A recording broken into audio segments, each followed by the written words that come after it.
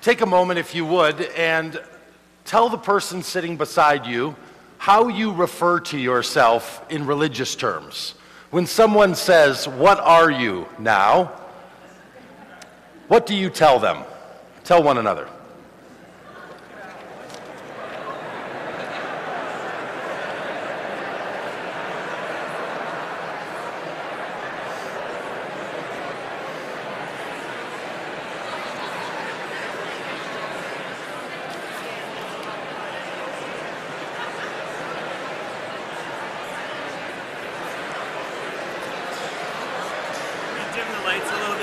So they can see the screen better, or it's not on yet. Oh.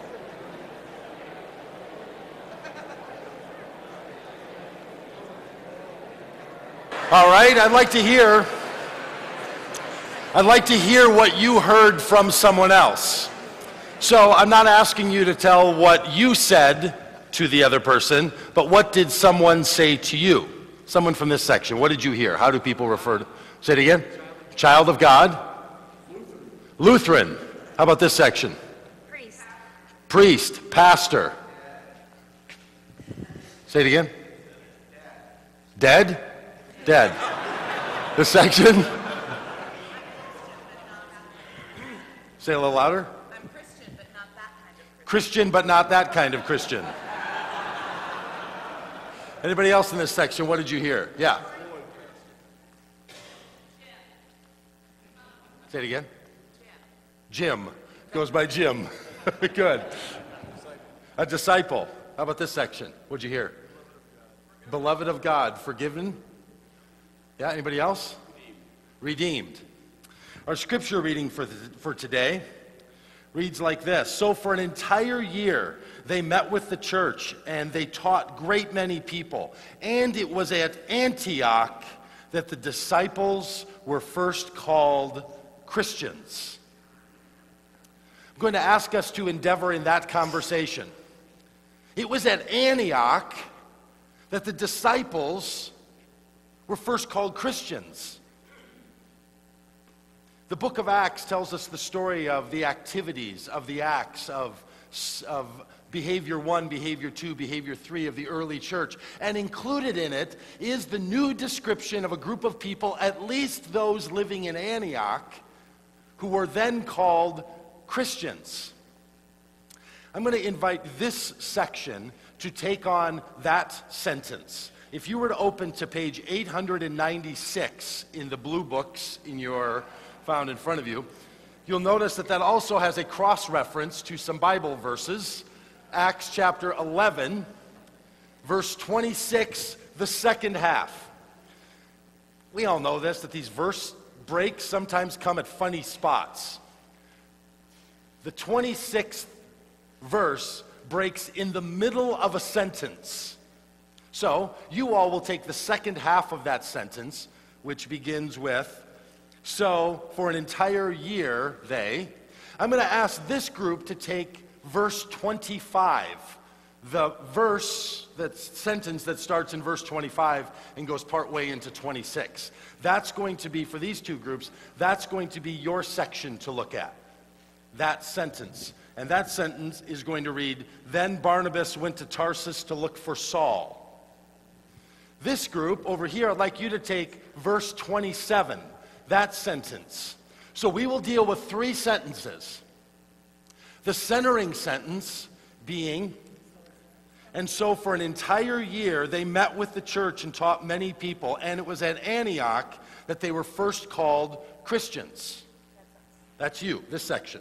This section takes a sentence that goes before that, and this section takes a sentence that goes after that. I'm going to give you a 2-minute and 12-second timer that looks like that. And for 2 minutes and 12 seconds, I would like for you to talk with one another about what you're seeing there, what you're hearing, and what that means to you. What is this? You're going to help inform the meaning of this sentence. You're going to help to inform the implication of this sentence, and you all are going to bring that sentence to life. What do you notice? What do you hear? What's in it? What's up? What's going on? How should one hear that in our day? Now, not everyone has something to say about everything all the time. That's okay. But every once in a while, someone has something to say about something. And we got a bunch of people in here, and I think out of these 3 sentences from the word of the Lord, thanks be to God, there's a little something to say. So 2 minutes and 12 seconds. Figure out how you want to talk about that. You ready? Here we go.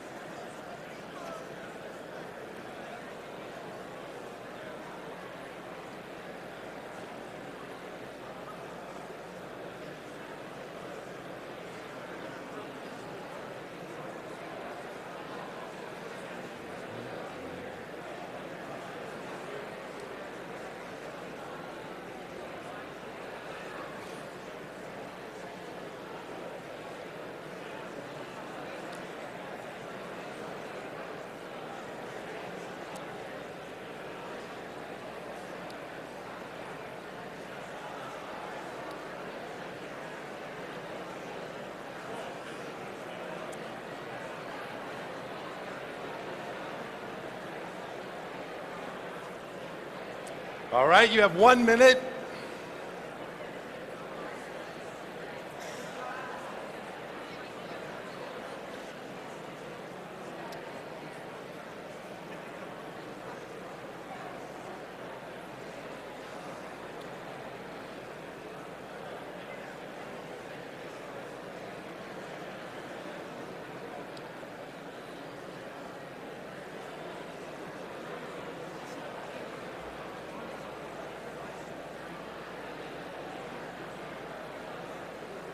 Thirty seconds.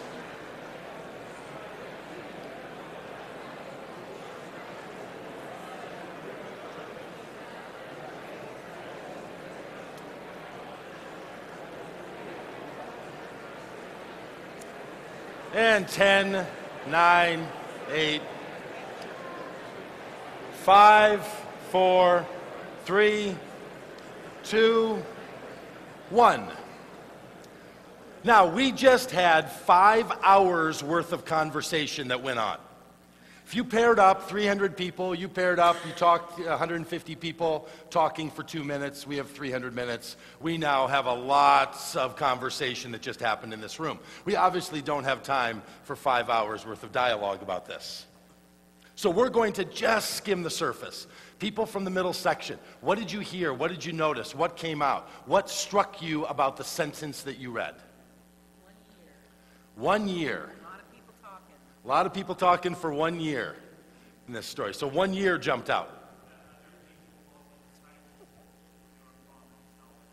Yeah, there's this, they were called Christians. Who named them? Paul and Barnabas? Is that what happened? Did Paul and Barnabas realize something's going on in Antioch that's different than Jerusalem, so we shouldn't call them by the same name? Was there naming rights? Was it a good name? Did they like the name? I was told growing up that was a derogatory term. I don't know where you got that. Well, somebody came up with it and they told it to me, and I've been telling people for years. Doesn't mean it's true, right? It means it's doctrine. Yeah. Christian was a synonym for disciple for those in Antioch. Yeah.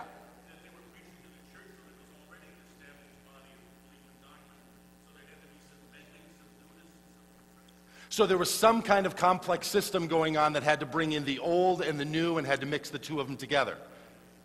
The evolution of the development of this faith. Yes, we'll go right up the line. Okay, yeah. This teaching was somehow transformative.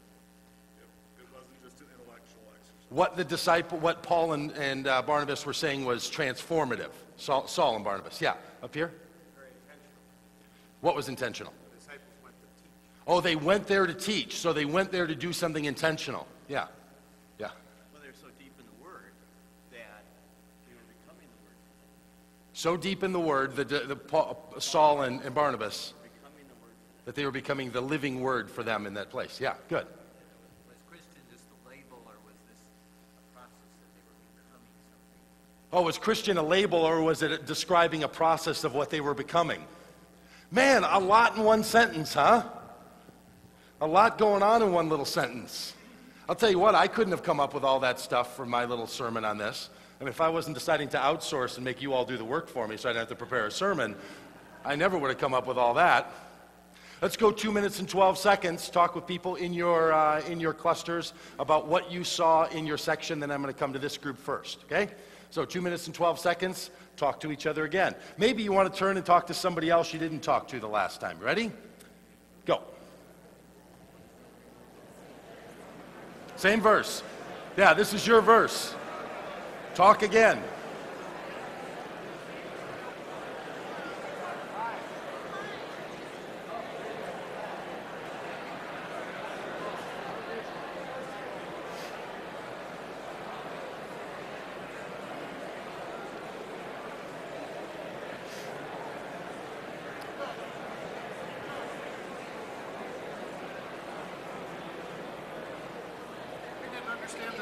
This time. Or just talk again. Yeah, okay. Same thing? I'm guessing I cut you off. Oh, okay. Or maybe they said something that's going to influence what you said.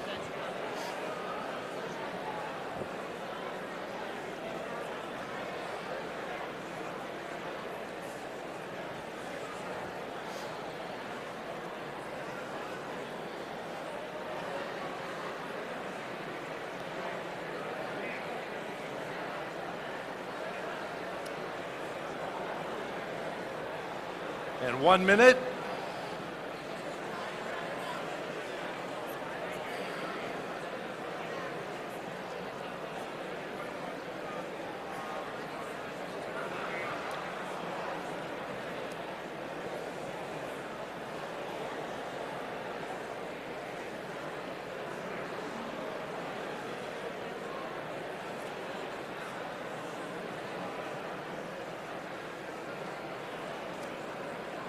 Thirty seconds.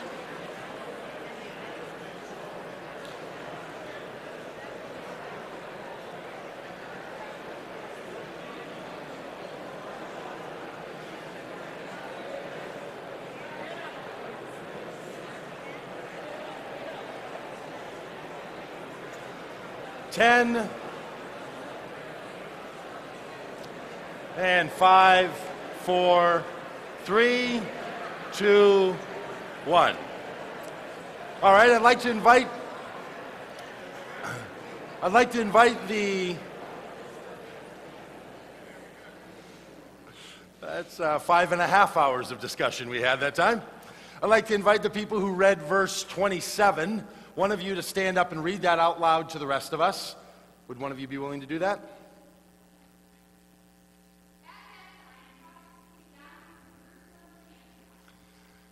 What did you all talk about? And was any of your conversation this time influenced by what you heard from these people in the previous time, in the previous conversation?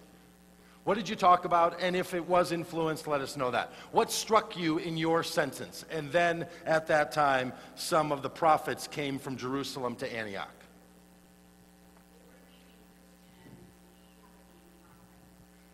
They were called Christians, but the people you read about were called prophets. So now we have some categories going on, some categorization. Good. Yeah. I'm just wondering why the prophets were in Jerusalem for a whole year while the disciples were. Oh, so the prophets are in Jerusalem and the action's happening in Antioch, and you're wondering why that's the case. Mm-hmm. Yeah.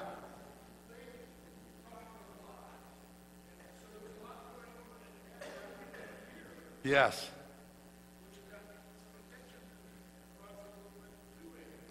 Yeah, so the people in Jerusalem were influenced by what was going on in Antioch and had to behave differently because of what was going on there. Good, yeah. We're just wondering if this was a visit from the bishop. What? Some people heard visit from the bishop. Good, good. Someone else, yeah. Were they coming because they were attracted to what was going on in Antioch, or were they coming to stomp it out? Yeah, we don't know the implication of why they're coming there, do we? Well, all of a sudden, the prophets from Jerusalem are on their way. There's a little tension building in this story. Good. Any of you, did you hear anything in what they read or what they said that has now influenced how you've thought about this? your verse, your sentence. Yeah. There's a lot of different people and interpretations going on. In ours, not only was there the disciples, there was the crowd, which is an immense crowd, the ecclesia, which was a group of people, and now prophets. Lots of people, lots of voices, lots of power. Yeah, and they're all telling this story a little bit differently here in Acts. And there's this one group that's now picked up this other name that's going to catch on.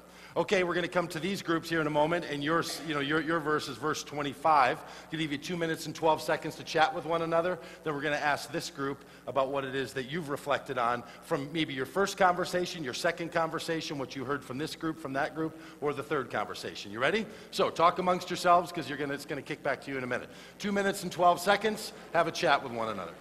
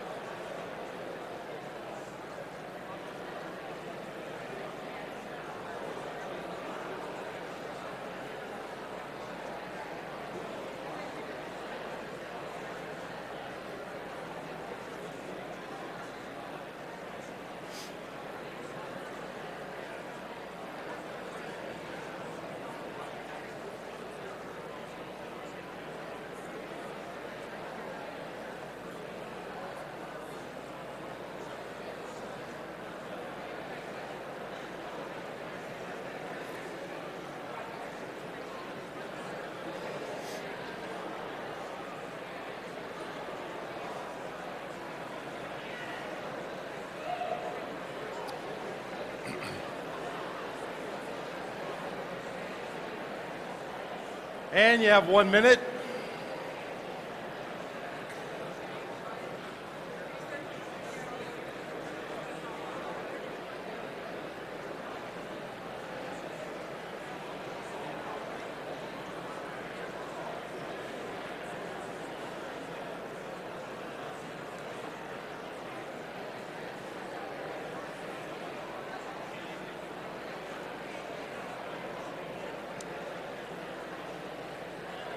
And 30 seconds.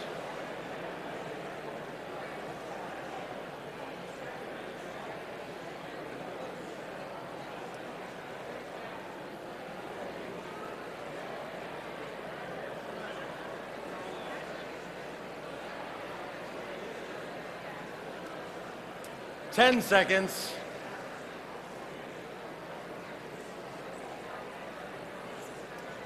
4, 3, 2, 1. All right, would a representative of verse 25 be willing to stand and read?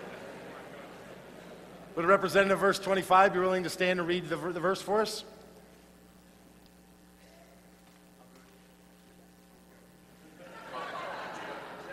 Enough said. Then Barnabas went to Tarsus to look for Saul. And when he found him, he brought him to Antioch. Then Barnabas went to Tarsus to look for Saul, and when he found him, he took him to Antioch. 2 guys, 2 places. What have you talked about? What did you discover? What struck you? Yes, the back.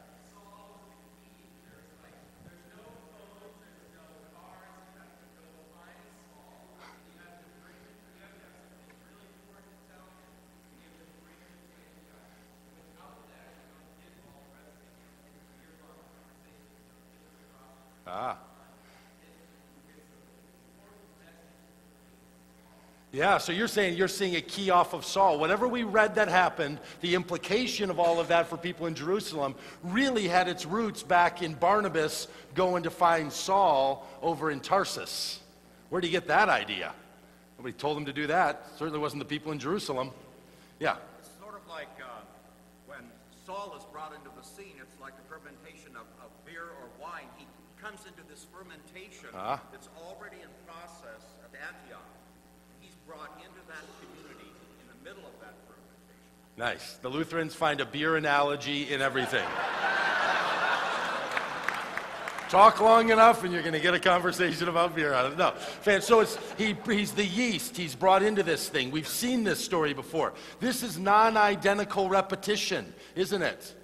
Saul in Tarsus. Some of you know that word Tarsus. Some of you read stories about that place. Somebody being in Tarsus and maybe running away and then being sent back. Oh yeah, you've seen this story before. Yeah, what else did you notice? Anybody from this section? Yeah. Barnabas nominates Saul and goes and gets him. Good. Yeah. Yeah. I don't know if you want your congregation doing this, but I cheated and had to go back a little bit. You read even earlier. I read earlier, so Jesus, when he came, he saw the grace of God, he rejoiced and exhorted them all to remain faithful, and then he went and found Paul. So you asked yourself the question, what was it that drove Barnabas to go and get Saul? And you read a little earlier and said he was all fired up about what was going on there in Antioch, so was in Antioch and then went to Tarsus and then came back to Antioch. I think I was very explicit about verse 25.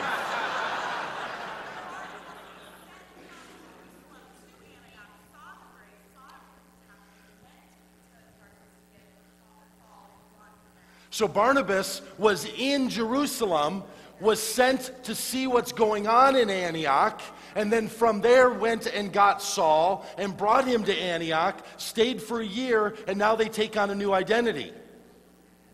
All of a sudden, this reading means a whole lot more. Yeah.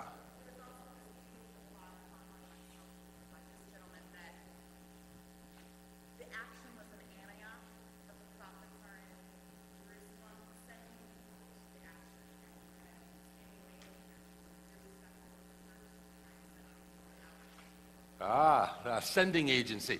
Yes. We'll go to this section for a bit. We had to ask the question, that little short verse, what was Saul doing in Tarsus? What was Saul doing in Tarsus? It was Saul of Tarsus. Remember, that was his name. What's he doing back at home? But he saw the Lord, and then he became Paul, and he tried to convert some Hellenists to Jerusalem. They wanted to kill him. Yeah. So he was hiding in Tarsus. Uh-huh. This is really the beginning of So maybe why they're called Christians has something to do with all these people's stories. Hellenists in Antioch. Good. Yes. It's almost what he was saying. After Saul conversion and trying to convert other people, he escaped. He went to Tarsus. Tarsus was his home, so he went there and hiding out. Huh? So when Barnabas came to Antioch and saw where the action is, Uh-huh. he said, "No, I gotta go in there and find Paul and bring him here because these are the people he started working with from the beginning, and they are doing a good job. So I would want him to be here to continue the mission work." How about that? Maybe Saul was scared because of what happened with the Hellenists that he ran home, and when Barnabas said, "No, Saul, this is where you need to be." Maybe this is also the continuing story of the encouragement of Saul as well as those in Antioch. Well, we've done 15 hours of preparation, 15 minutes of talking. That's all we can talk about. But boy, it seems like we're just getting started, doesn't it? Doesn't it seem like we're just starting to ask ourselves the questions? Who are we in this story? In our lives, who would we be? The people in Antioch, the folks in Jerusalem, some guy in Tarsus that welcomed Paul when he came back? Are we Barnabas? Are we Saul? Who are we in this story? Where do we find ourselves in the midst of this story? Because it's a pretty good one. And if we gave ourselves more than 3 sentences, it really even gets better. But it's chapel sermon, so that's all the time that we have for such things. Which I think we're going to stand up. Is that right? Yes. I think now you are rising to your feet and some